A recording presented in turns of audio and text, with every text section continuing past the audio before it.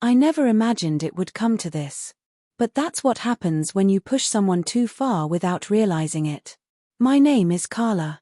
I'm 45, married to Tom for over 20 years. We began our marriage with passion, excitement, and endless hope.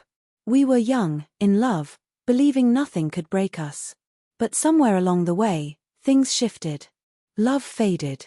Arguments grew louder. Silence became unbearable. I won't blame Tom entirely, I wasn't perfect either.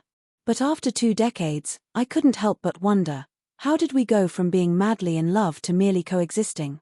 It wasn't one thing, it was 1,000 tiny things: missed affection, constant tension, long days feeling like a stranger in my own home. Tom was always tired, distracted, buried in work. And I was left alone with my thoughts, frustrations, and a creeping emptiness. One night, after yet another trivial argument, the words slipped out before I could stop them. I should have divorced you years ago. Maybe it would have been better. I didn't mean it, not truly. I was angry, frustrated. I wanted a reaction, for him to fight for us, to prove he still cared. But he didn't. He went silent. No yelling, no tears. Just a look of sorrow and resignation before he turned and walked away. 4 days, we pretended nothing had happened, yet the air was heavy with tension. That single sentence cracked open everything we'd been avoiding for years. We couldn't ignore it anymore. I tried to talk, to apologize, to explain my frustration, but Tom, in his quiet way, only nodded, said everything was fine, and carried on. I knew he was shutting down. And it terrified me. Weeks later, I found the papers. Divorce papers. My heart dropped. I realized my words had set something irreversible in motion.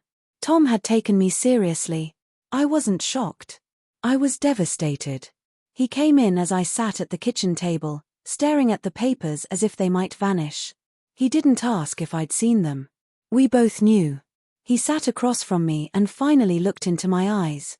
I thought about what you said, he began, calm. And you were right. I should have left years ago, but I stayed, hoping things might get better. But they haven't. I've been holding on to something that's not there anymore. Now I think it's time to let go. His words sliced through me, but they were exactly what I feared. He was done. I don't want a divorce, I whispered, voice trembling. I didn't mean it. I was angry. Please don't do this. He looked at me long and sighed. You didn't mean it, but you said it. That says everything.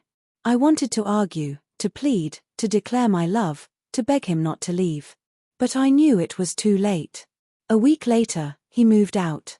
The house that once felt like home was empty, and I was left with the weight of my words. The weeks that followed were brutal. I went through the motions, work, cleaning, groceries, but everything felt hollow. I missed him, his presence, his quiet ways, the man I thought I knew, the man I believed would always be there. Months passed, and I realized I needed to apologize not just to him, but to myself. I'd let years of frustration and resentment fester without facing the real issues. I thought I could fix things by pushing him away, by making him feel small. In the end, I was left with nothing. I reached out after the divorce was finalized. I said I was sorry, that I regretted everything. He didn't respond. He'd moved on, and I had to accept it.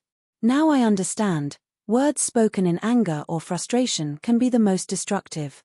We think we can fix them later, but sometimes no apology can undo the damage.